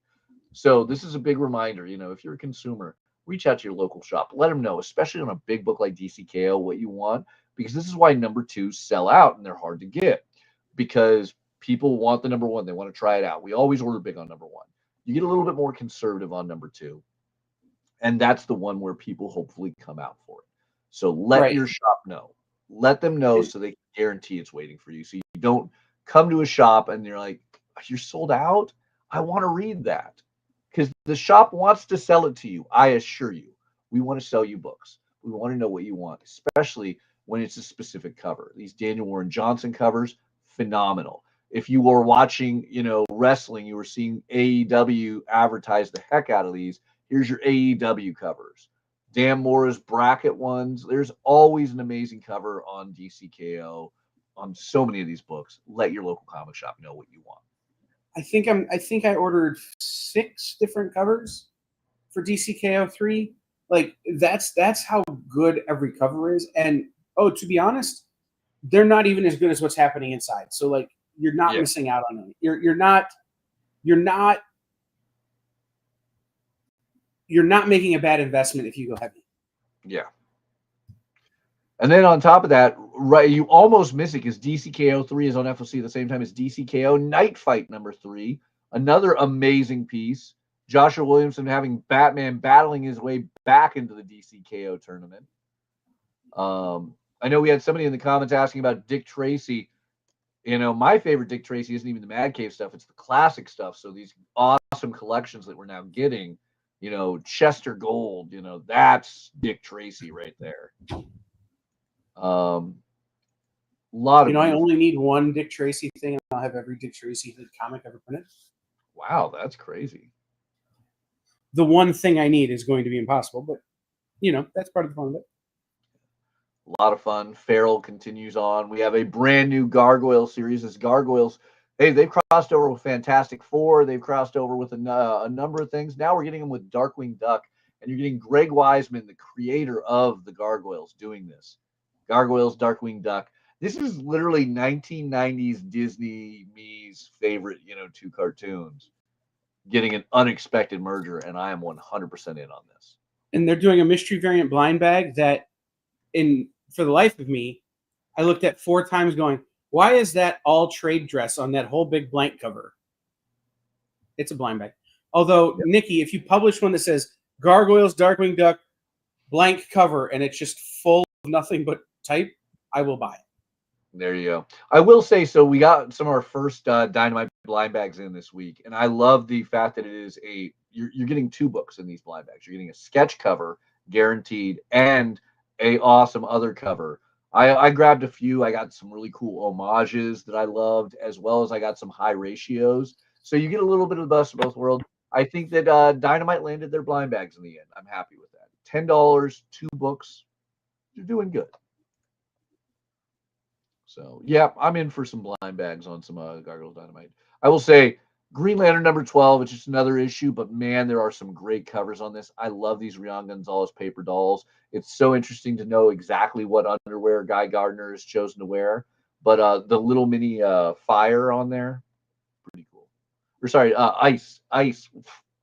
Mixing up fire and ice. That's a bad mix. Hank Howard, Pizza Detective, 2 Hollywoods. If you read Hank Howard, Pizza Detective from Bad Idea the first time, you're going to want to pick this one up. This has distinct Quentin Tarantino vibes to it that I think will be a very fun read. Yeah, several years ago, I had to talk to Robert Venditti, and I had to ask him, like, are you proud of Hank Howard? And of course, he's like, yeah, I love, it was good writing and everything. I'm like, but it's like, how do you feel about Bad Idea making a bad idea of saying this was only allowed at select stores on one day, the end? Now, hopefully you can still find a copy of Hank Howard Pizza Detective number 1. If not, this should be an easy dive in for this 2-issue miniseries. I thought it was an incredible comic, and it bummed me out so much that Bad Ideas, old gimmicks, made it so hard for people to get. But regardless, it was phenomenal. Now that it's easy, any comic shop can get it anywhere. No ridiculous limitations. This is Robert Venditti, David Lapham, two all-stars doing an incredible crime noir piece. Part of the what was the name of this storyline? Bad Idea Makes My Life So Difficult. They just put this in trade paperback. Yeah, I forget. But Not Hero for Hire, but part of that whole entire storyline from Bad Idea. If you can go get the Bad Idea trade paperback from David Lapham that is currently in stores, this is going to be good. Again, I know we got to go fast, but Hannah and the Hells versus the Beatles is a book that I read when it was originally kickstarted, crowdfunded. Punk rock versus 1960s the Beatles with Satan thrown in. End of story. That's the book. Yeah. Hero Trade, by the way, that was what I was thinking. Hero Trade. If you get a chance, the Hero Trade should have the Hank Howard original now in that very affordable trade paperback available at your local comic shop. Yep. Again, Hannah and the Hells, the Runaways versus the Beatles with Satan thrown in. There you go. Love it. If you are not reading JSA right now, now is the time you should be. They're doing their year one story. So we're going back to World War II with our Justice Society of America. It is awesome. This is part 3, I want to say, in the year one. Yeah, chapter 3. This is awesome. This is what Jeff Lemire should have opened the book with. But I hate that it's the 3rd story arc, but ignore the first 2 story arcs. Go grab this JSA year 1. The Life and Death of Fritz the Cat is something that I know they've been struggling to get published for a minute. If you're into R. Crumb, if you're into the underground, you're into that scene, just pick it up. They fought to get this in print, and finally here it is. Yeah, I mean, we're talking literally decades old Robert Crumb, but this is some great 93. stuff. Yeah, decades old. It's crazy to think. And that's late underground. I mean, this is like Robert Crumb, like Rose with The Last Gasp and all that stuff in what, 70s, 80s underground comics. So this is good stuff. Mm-hmm. Lost Fantasy. I don't think enough people are reading this. This is the start of the 2nd story arc, I believe. Or is this the end of the 1st story arc? One way or another. Lost Fantasy. Absolutely amazing. I love all the video game homages. Every cover on this is brilliant.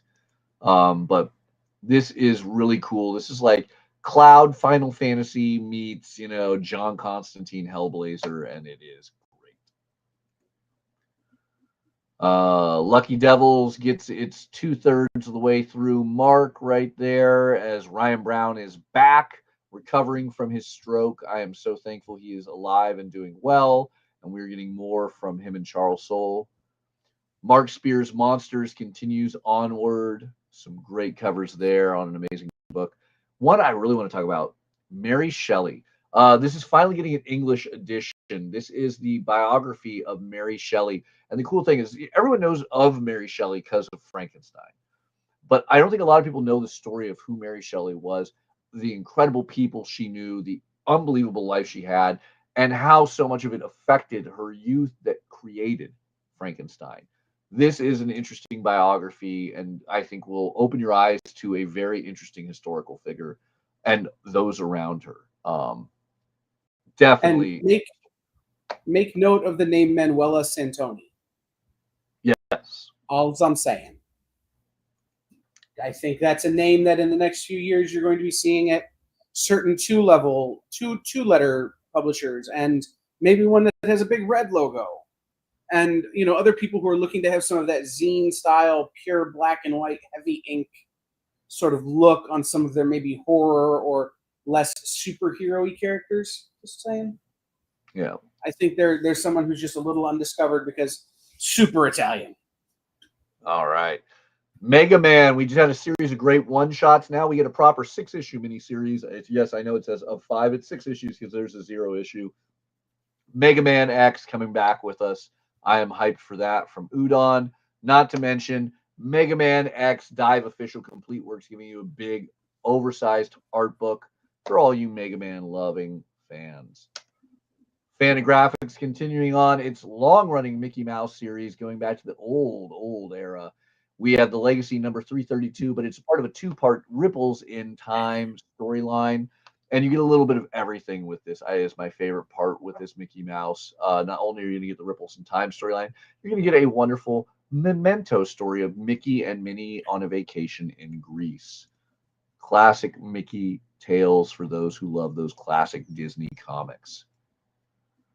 New Gods getting a facsimile, another Jack Kirby piece I wasn't expecting. But speaking of affordable trades, Tom Taylor, the Eisner Award-winning run of Tom Taylor and Bruno Redondo getting a $10 DC compact. There's every reason you need to own this. I hate that it doesn't come out till March, but this is get your orders in, because if you haven't read this, you are doing yourself a disservice. This is one of the best things DC has had published in the last decade. It won a ton of Eisner Awards for a reason. Grab that book. I scrolled ahead and saw something I hadn't seen before, and it's right there. What would that be? Well, there are two Poison Ivy covers that I want to point to. I would have maybe fought for one of these to be in the top 10 had I seen it before, which is the Kyung Ohm cover. Oh, See? okay. Where it's, I don't know, Audrey from Little Shop of Horrors. Poison Ivy is Audrey from Little Shop of Horrors. Meets Tank Girl, I would say. Like, kind of that look on that cover. So that's super cool. And then I love the Joshua Sway Swaby sort of almost Bilquis Evely style cover as well, which is the D cover on Poison Ivy 40, which Poison Ivy's been a great series, but oh my gosh, those two covers, oh my gosh. Yeah. They are some absolutely amazing covers. Every issue of Poison Ivy, like, I have to fight on whether or not I put them in the top 10. All the covers amazing. Even this Sweater Weather. Mm-hmm. Danny is not who I would expect to do this, but hey, it works. Next to that is Radically Rearranged Ronin Ragdoll's Adventures 100. We've been trying to get David. I totally missed this. Wow, David Abalone, that is awesome. We've been trying to get David on the show for a long time for other things that he's doing in this, realm. Legally not the Ninja Turtles, but this one's super fun. So check that one out as well. Yeah, it ties directly into Drawing Blood. If you read the comic Drawing Blood, which is a semi-autobiographical tale of Kevin Eastman's youth in a fantasy version, this is their fantasy Teenage Mutant Ninja Turtles. So there we go. Big one there. I am 110% buying that. A lot of great ones. A lot of adult stuff. Skyclad giving you a lot of mature cover options at a very high price. Space Ghost continuing on. All sorts of fun with Spawn Scorch as it nears issue 50. Street Fighter art books. If you love those Street Fighter swimsuit editions, you want some oversized hardcovers, there's 2 volumes back to back available for you. Supergirl. Every one of these covers deserves to be in the top 10. These are some of the greatest cute animal covers. Look at all that Crypto. Look at all that Streaky. It is just awesome. Though I really don't understand what Joe Quinone is doing with all of the cape for Crypto there. That is just too much cape for a dog. He's got something to chase. Yeah. In things that I just have to point out, why are we doing a facsimile edition of Superman 75? Name a comic shop that doesn't have 500 copies of this book. But, yeah. Things that didn't need a facsimile. There was 5 printings of Superman 75. Huge one we got to talk about. New Nightmare Before Christmas. Congratulations, Nikki and the boys at Dynamite. Wow. This is what I need. The Shiver of Christmastown. Torrin Groenbeck giving us New Nightmare Before Christmas. I love it. We're in an era where there are 3 publishers giving us New Nightmare Before Christmas content. There are prose novels that are officially sanctioned sequels. Tokyo Pop's manga. Tokyo Pop's manga. Yeah, everything about this. This is awesome. I'm loving it. Yeah. Teen girls who like the Hot Topic are going crazy right now. Yeah. Real quick, Timmy the Coward. Yeah. Tommy the Coward. Again, this is another one of those. If you're looking for something, for especially because this hits at the this hits in stores just after New Year's. But if you're looking for someone to get for that Captain Underpants crowd, the Pete the Cat crowd, this is another one. Diary of a Wimpy Kid. This will appeal to all of those. Yeah, those are awesome. Of course, Black Friday is happening in my store right now, and everything's blowing up on my phone. Vampirella, always great. Walking Dead. Hopefully, you can go get a Vertigo New Beginning preview from your local comic shop. You'll have to ask them if that is available. We get the final issue of Wild West Cowboys, a Moo Mesa. One I really want to point out, though, Wizard of Oz official film adaptation. This is an adaptation of the movie done entirely by Sue Lee, who I think is really a major up-and-comer. Sue Lee has done all the unbelievable Maleficent comics, the Chitara series. I want to say she did that awesome Dark Horse graphic novel series, Camilla, with Amy Chu. Sue Lee is brilliant, and this is something... I mean, we're getting a lot of Oz adaptations right now in this height of Wicked being in theaters. This has my attention. I am all for this. And then I mentioned we had more black and white specials. How about Wonder Woman Black and Gold, as we're getting Alyssa Wong, Steve Orlando, Tom King, Mitch Gerards, Jordi Belair. This is all all-star creators doing their takes on Wonder Woman 2026 special. So it's a one-shot. As we're getting just a flood of these. But I will never say no to big names, anthologies with our favorite heroes. Who knew Wonder Woman was a Pittsburgh Steelers fan?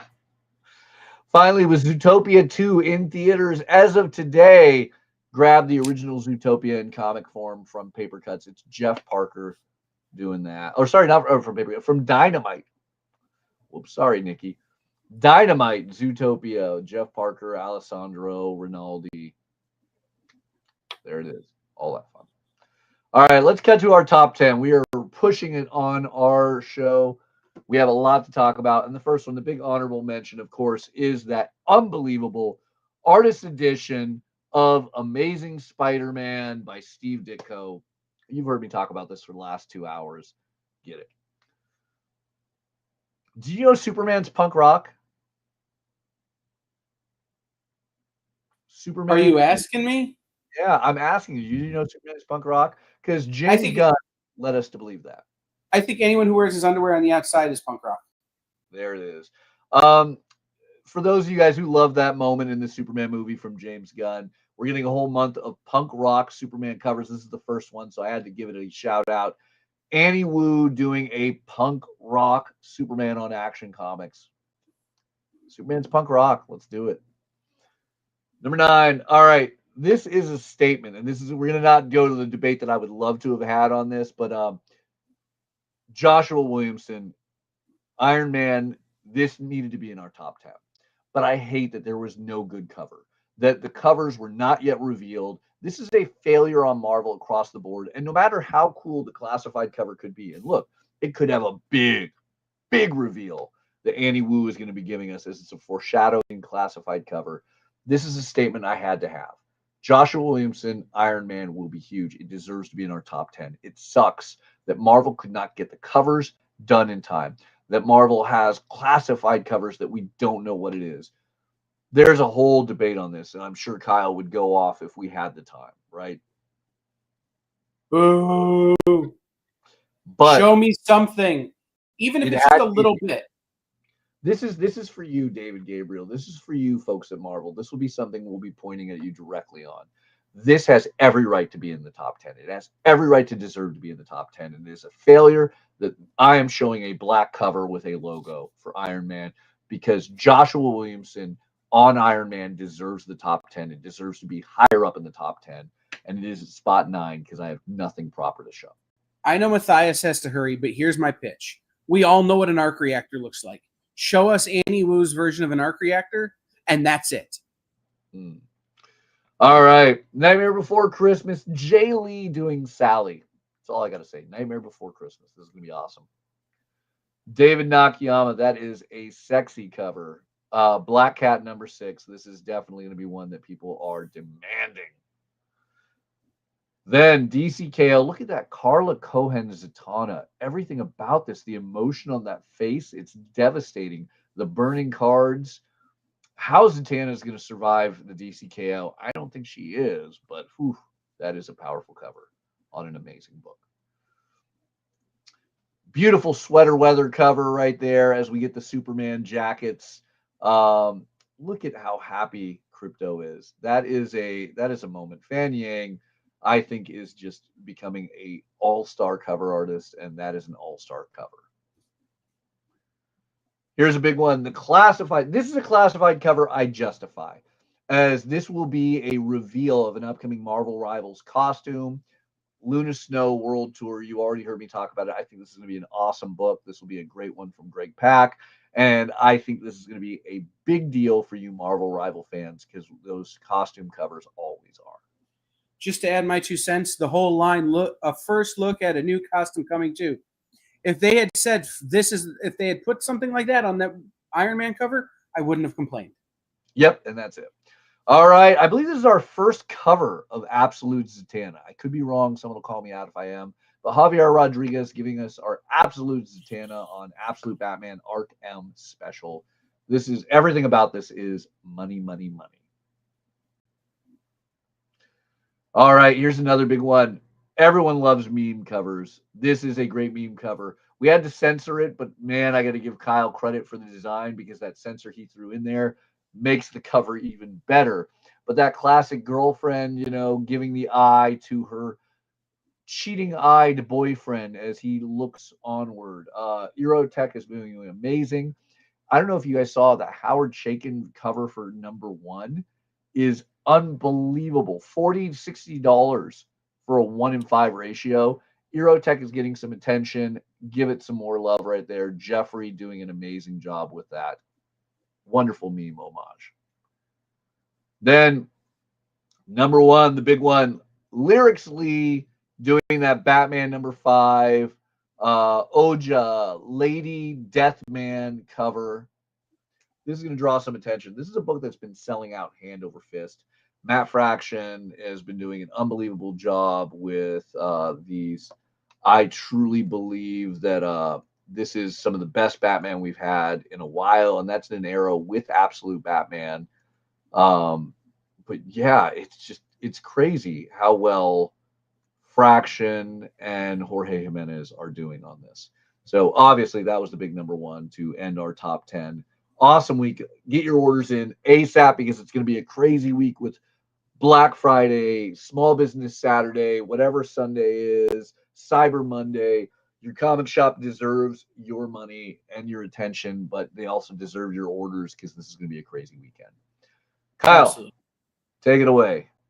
Well, coming up here in about 15 minutes on the EXP, I will be back doing a mega marathon live sale for Black Friday. Everything is $2. Everything is $2. Everything is $2. I'm not going to tell you anything's $2. It's all $2. Anyway, doing back issues and all that kind of stuff. Then Nikki will be here at 7 with St. Nick's. Santa Nick's. We can't call him St. Nick. We've all met him. Santa Nick's Black Friday blowout. Nick loves Christmas more than about anybody I know, which is gross. But he wants to start celebrating now. And so he's going to do a Black Friday bonanza on the original art experience. And then Nancy will be here, hopefully with some holdovers from her Black Friday sale at her shop, Comics Unlimited in Cleveland, Tennessee. That's tonight at 9. Nick is at 7. Then on Sunday, I will be back Sunday night at 8.